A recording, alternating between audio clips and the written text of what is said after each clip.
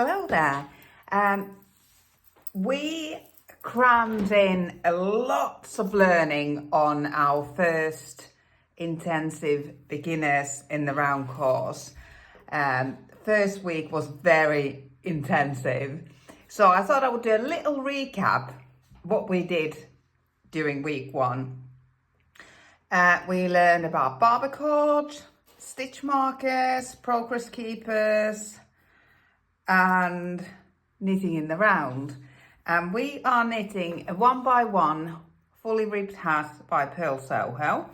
And we started by a tubular cast on, because tubular cast on is such a great way to start 1x1 ribbing. It creates a really neat edge, but it is quite intensive.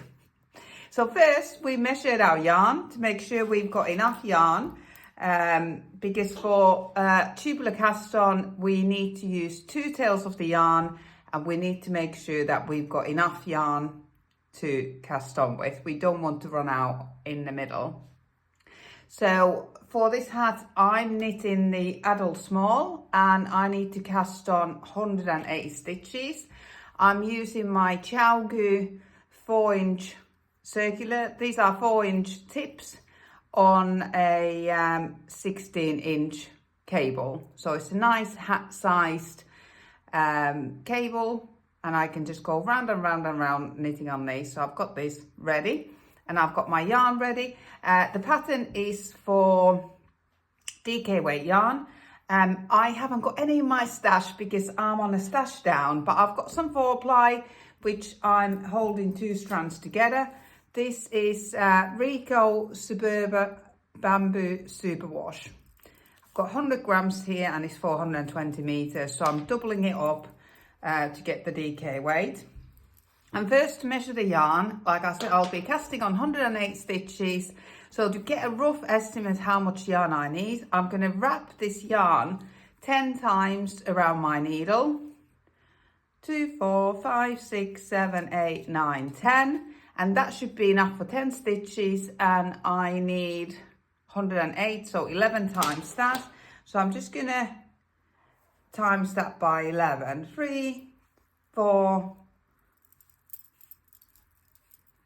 5, 6, 7, 8, 9, 10, 11. So here's the middle of where I'm going to start, and I've got the tail end towards me, and the working yarn is at the back, and I will thread the yarn over 3 of my fingers, under my forefinger, or over, if you're holding this there, over and over my thumb, and I'm going to hold both ends of the yarn under the fingers here. So I'm tensioning it with these 3 fingers, and I'm holding the yarn over my forefinger and my thumb. So that is called the slingshot position. This position is used for quite a few different cast-ons. Today we're doing tubular cast-on, but if you were to do long tail cast-on or German twisted cast-on, you hold it the same way. So you sort of have your fingers in an L shape, and then you have the tail end running through under your fingers, so you can tension them nice and tight. And you start by making a slip knot. That counts as your first stitch, and it just secures the yarn nice and tight around your needle. And you hold your slip knot with your thumb and your index finger so it doesn't slip about. And now we're going to mimic purl stitches and knit stitches to create the cast on edge, the first row. And the first stitch we're counting, the slip knot stitch, we're counting as a knit stitch, and the next stitch we're doing is a purl stitch. So we go behind the yarn over the forefinger and over the yarn over the thumb, and it helps for the yarns to cross at the front of the work. It creates like a little purl bump in front there, And then we're mimicking the knit stitch, and we go under the thumb yarn and over the finger yarn. And now you can see the yarns cross behind the work, and that is a knit stitch. And again, purl stitch, knit stitch, purl stitch, knit stitch, purl stitch. So knit stitch, we go under the yarn at the front and grab the yarn at the back. For the purl stitch, we go grab the yarn at the back and go under and grab the yarn at the front. So knit, purl, knit, purl, knit, purl, knit, purl. And what I tend to do is I make sure that the stitches aren't twisting, they're standing there, and you can see your knit stitch, purl stitch. You can see the bars in front of the purl stitches. It looks like a purl bump there. What I tend to do is I tend to put a stitch marker on my needle every 20 stitches, so it's easier to count. 2, 4, 6, 8, 10, 12, 14, 16, 18. So I need to do one more knit stitch and one more purl stitch, and then I'll put a stitch marker. And now I do another 20 stitches. So knit, purl, knit, purl, knit, purl, knit, purl, knit, purl, knit, purl. Unfortunately, I can't count at the same time as I'm talking, so let me just count the stitches. 2, 4, 6, 8, 10, 12, 13, 14, 15, 16, 17, 18, 19 and 20. And all my odd stitches are knit stitches and even stitches are purl stitches. And if I have to stop in the middle of the work, in the middle of cast on, I always make sure that I stop at the purl stitch so that I know that the next one is a knit. It is easiest if you can get into a flow and not stop, because it's easy to get mixed up. But if you try to do 2 knit stitches back to back, it doesn't really work. It just creates a wrap over the needle, so you will see that something's gone wrong, and that just basically means that you tried to create the same stitch twice back to back. So these two have to alternate, so that for knit stitches the yarns cross at the behind the needle, and for purl stitches the yarns cross at the front of the needle. So let's do another 20. Knit, purl, knit, purl, knit, purl, knit, purl, knit, purl, knit, purl, knit and purl. And let's see how many we've got. 2, 4, 6, 8, 10, 12, 14, 16, 17, 18, 19 and 20. There we are. Now 20, 24 to 60. So let's go up to 80. Knit.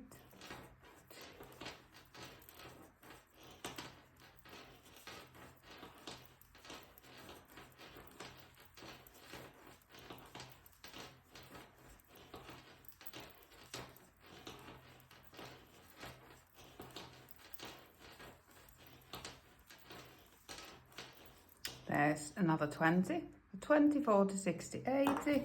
Put another stitch marker on. On this one, I'm not really bothered what colour they are.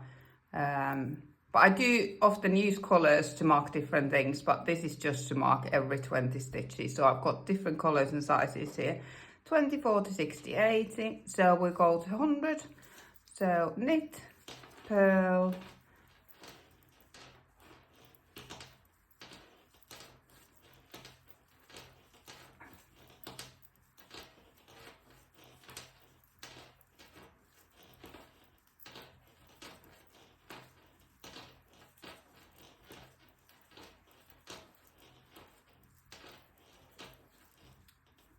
end on the pearl there. So that's now 100, 20, 40, 60, 80, 100, and I need it 108, so I'll do 8 more. So I'll do it nice and slow. So knit, pearl, knit, pearl, knit, pearl, knit, pearl. Okay, 2, 4, 6, 8. So now I've got 108 stitches on the needle, and that yarn estimate was about right. I think it was about 3 meters of yarn, and I've got maybe 80 centimeters left. So that was nice. I didn't run out of yarn. I have got a little bit of spare. So what I do to make sure that I will mix up my tail end and my working yarn, I cut this a little bit shorter. So I just cut it, say there, that's probably, I don't know, 10 inches.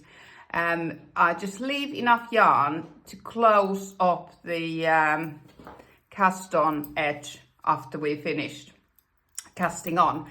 Now we're going to do 2 setup rows to create double knitting that will help the stitches roll over the edge really beautifully. So for the first 2 rows, we are going to knit flat. So we turn the work so it's ready to go.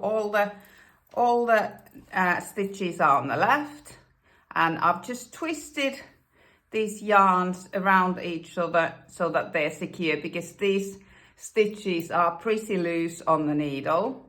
I'm a loose knitter, so they're not too tight either. So the first row, when we start knitting flat, is all the knit stitches are standing twisted on the needle. So every knit stitch we are knitting through the back loop, and every purl stitch we are slipping the yarn at the front. So knit through the back loop, there, slip with the yarn at the front, knit through the back loop, slip with the yarn at the front, knit through the back loop, slip with the yarn at the front, knit through the back loop, slip with the yarn at the front, and this will create a nice double knitted edge. I'm taking all these stitch markers out now. Knit, slip, knit, slip, knit, slip. It's called double knitting because we're working every stitch twice. On this first row, we are knitting all the knits and slipping all the purls, and then on the other side we're doing the same, but they will be the opposite stitches, so every stitch gets worked twice. Slip, knit. Yeah, all these knit stitches are twisted.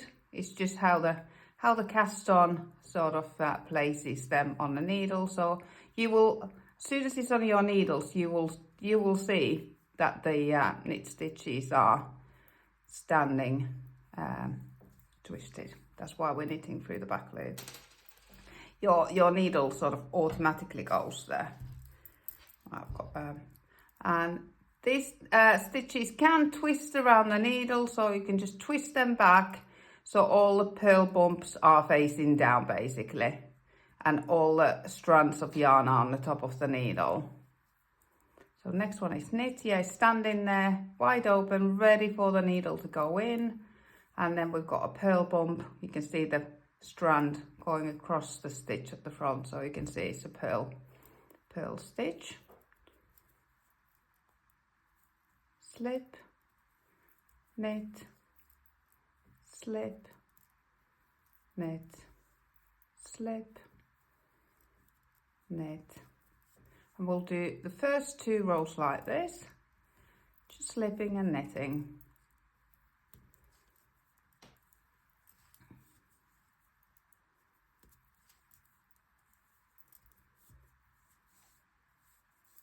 I'm a continental style knitter, so this is my continental style, but you would just slip your knit as you would however you knit, whether it is English style or continental.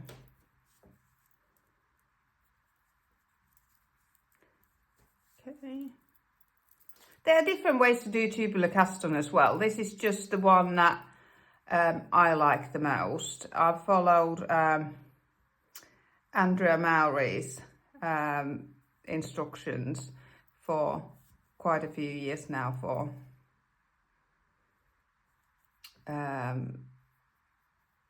the tubular cast on.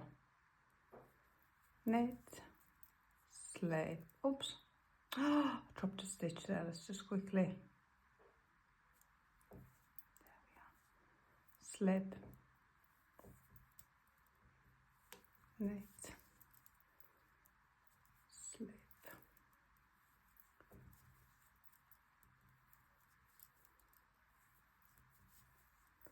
Yeah, we'll just do this for 2 rows. I'll just get to the end of the row and start the next row.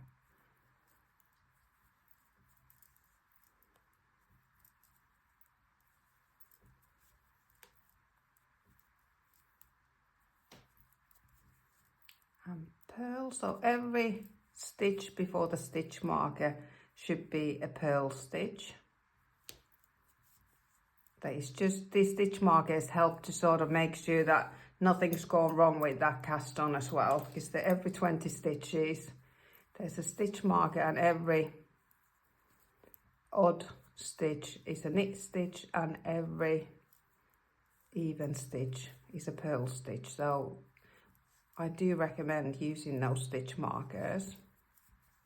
Just keep checking that all the purl pumps are facing down and all the strands over the yarn, over the needle are facing up. Right, we're on a purl, knit, purl, knit, not purl, I shouldn't say that, slip with the yarn in front. Knit, slip with the yarn in front, but it looks like a purl stitch, but we are slipping the yarn in front. We're not, no purling for the first 2 rows. Rest of the hat is 1 by 1 ribbing, so don't worry, you'll get to do a few purl stitches. Yes, again, the last stitch before the marker is a purl stitch, so we are on track here. And then last 20 stitches, again, just twist those purl bumps facing down, so all you got is strand of yarn going over the needle. So knit, slip, knit, slip, knit, slip, knit, slip, knit, slip, knit, slip, knit, slip, knit, slip, knit, slip, and knit, and slip the last one with the yarn at the front. And then we'll do another row exactly the same, knitting flat. So the first knit is a knit stitch, and then purl, knit, purl, knit, purl, knit, purl. Oh, knit, slip, knit, slip, knit, slip, all the way to the end. Knit, slip. So knit the first one. The yarn is now, they're all the stitches are standing the right way, so we're just knitting as normal through the front leg now. Knit, slip, knit, slip, knit, slip, knit, slip, and here we go all the way to the end. And then we'll do first row, knitting flat, knitting and purling flat, and then we will join the work together in the round. And this tubular cast on is it is a little bit finicky, but I will guarantee you after a few practice sessions, it is so worth it. It does create a lovely edge for 1x1 ribbing. And also, because we're knitting 3 rows before we join it in the round, it is quite easy to see that your work isn't twisted. That it does help with actually joining in the round.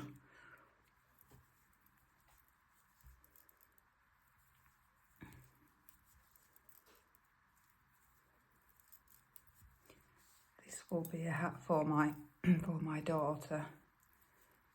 I've just had this one ball of yarn in my cupboard to knit with, so I'll go with this one. This is actually a leftover yarn that I was going to use for Le Pouf cardigan for a fade, but I didn't end up using this one, so I can use it for a nice hat for next winter.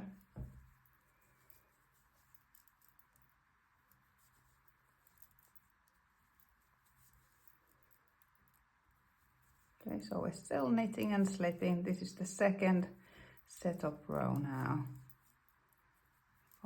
Knit and slip.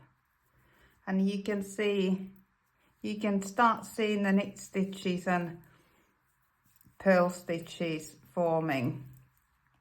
You can see the V's starting to form and the purl bumps in front of the purl stitches. We're creating them by slipping the yarn at the front. I have followed instructions where they tell you to slip the yarn at the back. It's as long as you do the same all the way through, follow the same instructions for the whole of the tubular cast on. It doesn't matter what technique or stitches you use. But I like slipping the yarn at the front because it creates the look of the purl bump there. So we're nearly coming to an end.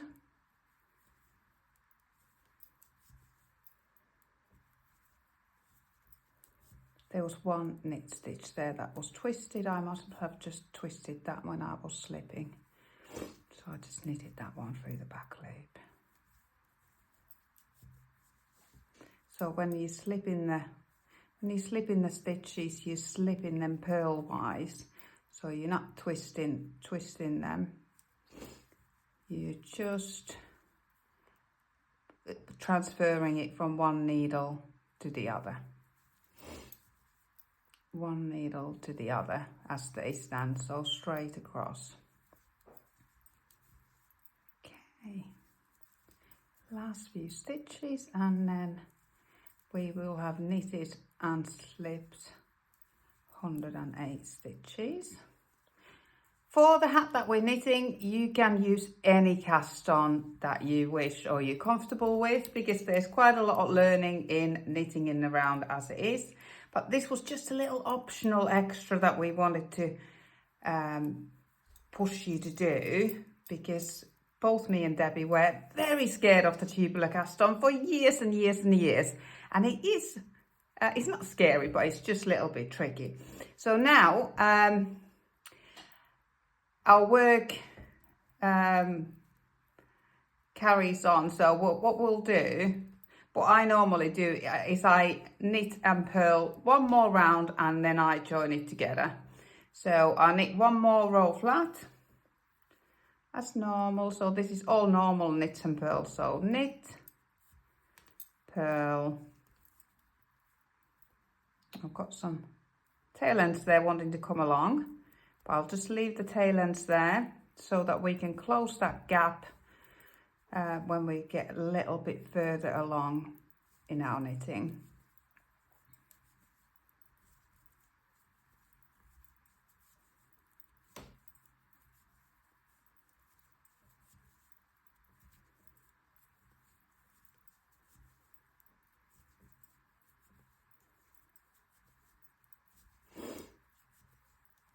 So these are just normal knit, purl, knit, purl, knit, purl. And you just knit the knits and purl the pearls as they present themselves. You can see the slipped stitches mimicking purl stitches, and then the knitted stitches look like knitted stitches, and slip stitches look like purl stitches. And it's creating this lovely edge. Isn't that fabulous? This is sort of the first time you can really appreciate how neat that is. It just looks like the stitches carry on over the edge, and this is why we love tubular cast on so much. It is just that edge. There's no frame around it like there is in cable cast on, long tail cast on, German twisted cast on. They sort of frame the work, but with tubular cast on, it just, oh no, I just started slipping then. Did anyone spot that? I just got into a slipping rhythm there because I stopped and lost my momentum. We are knitting and purling now.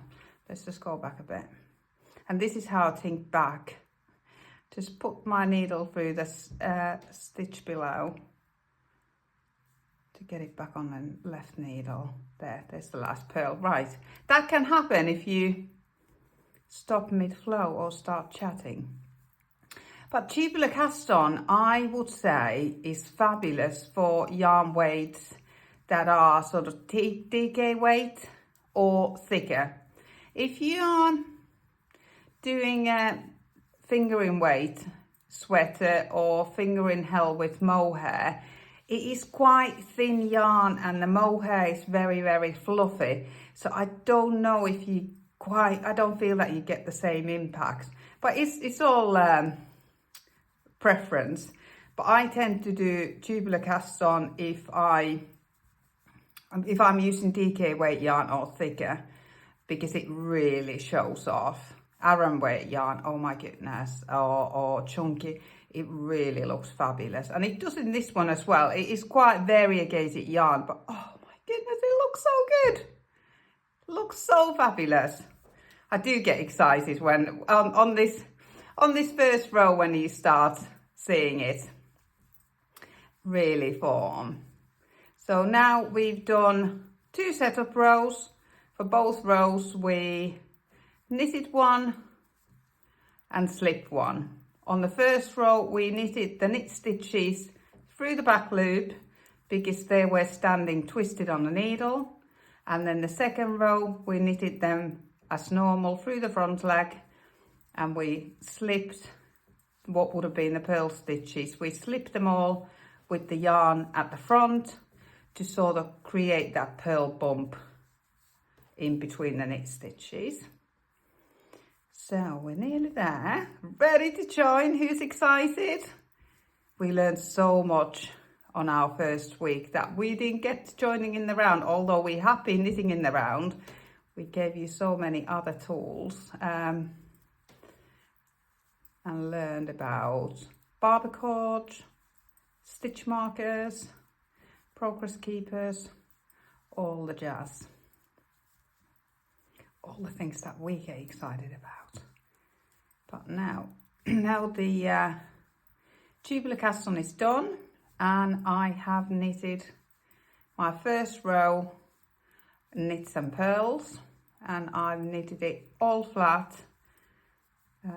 You could have probably joined it on the row immediately after the setup rows, but I like to do one more row flat so that it is easy to see that your work is all facing the same way. Knit, and the last one is a purl, so we are on track there. There we are. So now we've got all our work on the needle, and how fabulous does that look? Especially this edge here. I hope you can see that on camera, but you'll be able to see that on your own work very soon. And now we're ready to join. Got the tail ends here, got the working yarn here, and all the cast on is facing the middle. It's all facing the middle. This means if it was twisted, there would be a twist over the needle. And if you knit it like that, the whole work will be twisted. And there are twisted cowls, for example, that you knit that way. But if you start knitting it twisted, there is no way of untwisting it unless you unravel it. So we're untwisting it. It's all the cast on edge is facing the middle, and now it's really easy to see because we've got 3 rows there. And when you join them together, I like to slip a nice big stitch marker there, nice ring stitch marker that really clearly shows that that is the beginning of the round, because we're going to start knitting in the round, so there's no edge anymore. It's just going to be round and round and round. We're just going to go round in circles for 6-7 inches or so. This first stitch you knit as normal through the front leg, and you just give it an extra tug, really give it an extra tug here so that it won't create any loose stitches there. And then you just start knitting and purling as the stitches present themselves. So it's knit 1, purl 1, knit 1, purl 1, knit 1, purl 1, and I'll just knit over that stitch marker when we come to it, and then I will take a break and knit the rest of the hat. But we just carry on knitting and purling, purl, knit, purl, knit.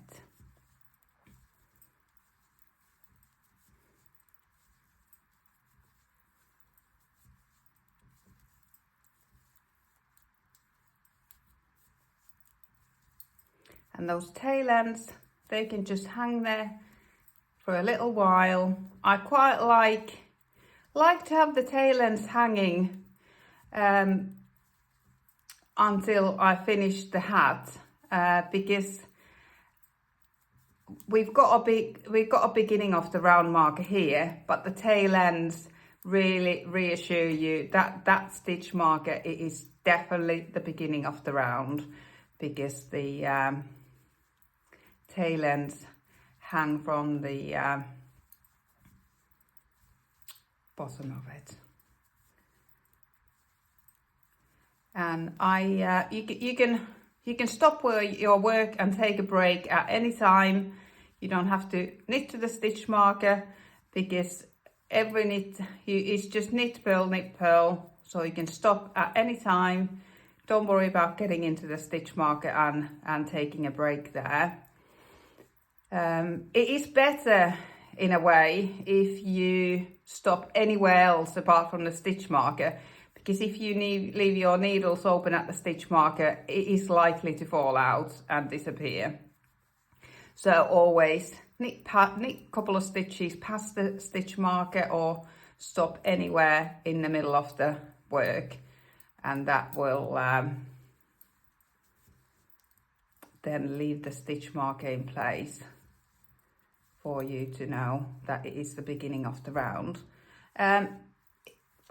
It is quite important for all projects to know where the beginning of the round is, because when we are knitting in the round, we're not knitting flat rows anymore.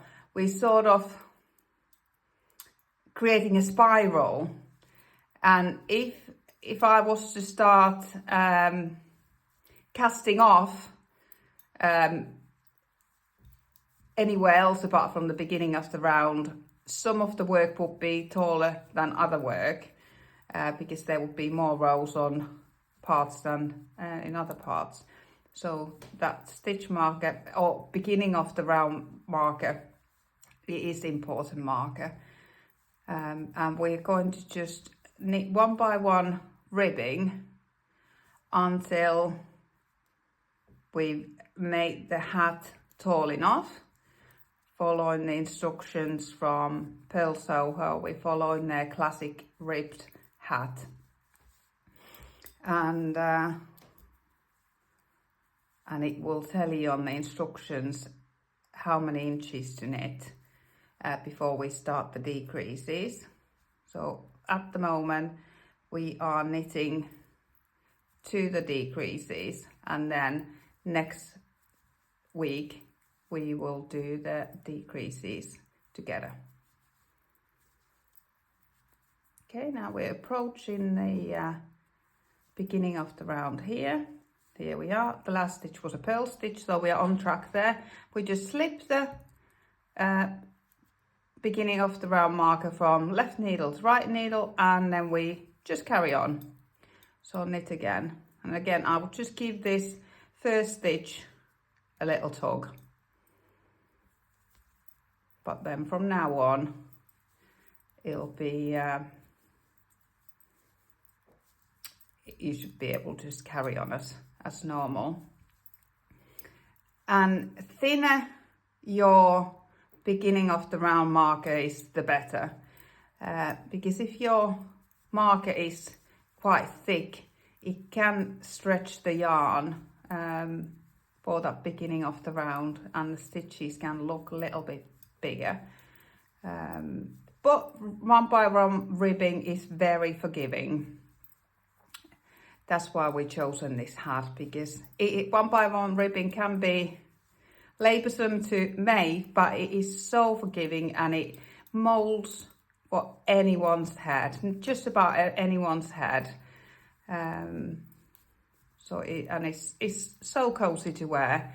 You can also, it's got a folded hem, but all of the knitting and purling is exactly the same, so you can fold the hat wherever you want. If you want a little bit more height at the top of your head, you can make a smaller fold, or if you want it to wear it more like a beanie, you can make a bigger fold. So it is very, very flexible hat to wear and style it in different ways. I'll just finish this round and I will show you then how I normally measure my work. I normally knit or work, because this is knitting and purling, I normally work a couple of inches, and then I will measure my work. I will measure how many rows I will have per inch, and then I will put a stitch marker on the actual stitches, first stitch of the round, to mark every inch. So that I don't need to measure my work all the time. I can just count. Say if 8 rows was an inch, I can just count when I've knitted 8 rows. I will mark it with a stitch marker, then I know that's an inch. I'll knit another 8 rows, I will know that's an inch.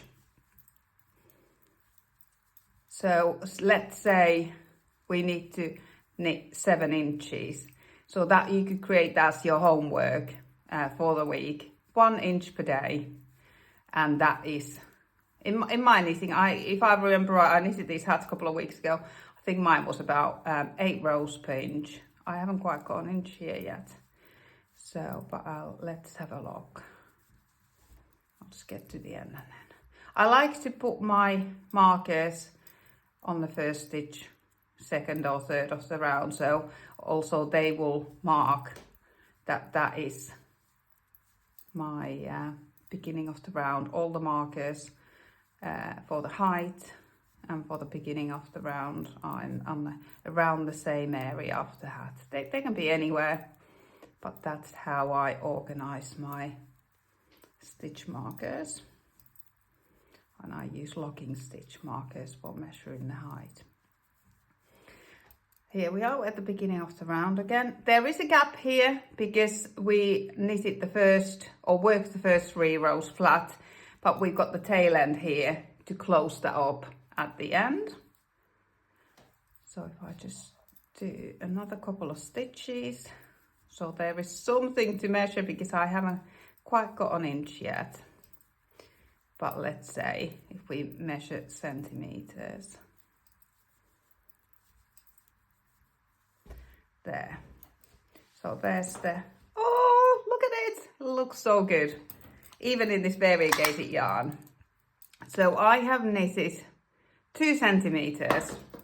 So my 2 centimeters is 1, 2, 3, 4, 5, 6 rows. So on the 6th row, I'll just put a locking stitch marker on that first knit stitch there. And now I'm going to knit another 6 stitches, put a locking stitch marker there, and then I know every locking stitch marker is 1 centimeter. Sorry, 2 centimeters. It's 2 centimeters. But I think if I did another 2 rows, if I had 8 rows here, that would be an inch. I'm all metric. I'm from Finland, but I like to measure my work in inches. I don't know why. So I will measure whatever my distance is that I want to gauge it at, say 2 centimeters or an inch, and I will know that my 2 centimeters is 6 rows, and now I'll knit 6 rows and I'll put a stitch marker on the 6th row. So then these stitch markers will start appearing, and I will know how far I've got to by just looking at the work. I don't have to measure it every time because it's already remeasured. And often when you keep measuring, you keep stretching the work and you think you've got further than you have, but the work has stretched. And then you leave it overnight and you go back to it and it's shrunk by an inch. It has happened to me many times. I've got many jumpers that are too short and the sleeves are too short exactly because of that. So I don't do that anymore. I measure my distance by an inch, how many rows per inch, and I put stitch markers, locking stitch markers like this on the work. So it's easy to measure, and I've now got my homework to do. Did I say an inch a day? So here is my first day's homework. It's nearly done. I've got another 2 rows to do and then I will have done an inch, and I can put it away until next day and do an inch. Or to be honest, if you use stitch markers, locking stitch markers like this, it becomes quite addictive because you've got these 1 inch or 2 centimeter milestones to get to. You think, oh, maybe at lunchtime, I'll just take out a few minutes, 20 minutes, and I'll just knit a couple of rounds to see if I can get to the next stitch marker. And if each stitch marker is just an inch away from the other, it's achievable. It is very achievable. But when we left our first session and we said, right, you've got to knit to the decreases, that's your homework for the week. And you think, wow, that is a lot on knitting. Got to knit 7 or so, however many inches. But if you break it down, you could even do, say my inch is about 8 rows. So if I say, right, I'm going to knit 4 rows in the morning with my morning coffee and 4 rows at lunchtime, I'm going to take time out from my lunch hour to knit 4 rows. And then that's done. So I think progress keepers and locking stitch markers, they are brilliant. They have such a great incentive to keep you going.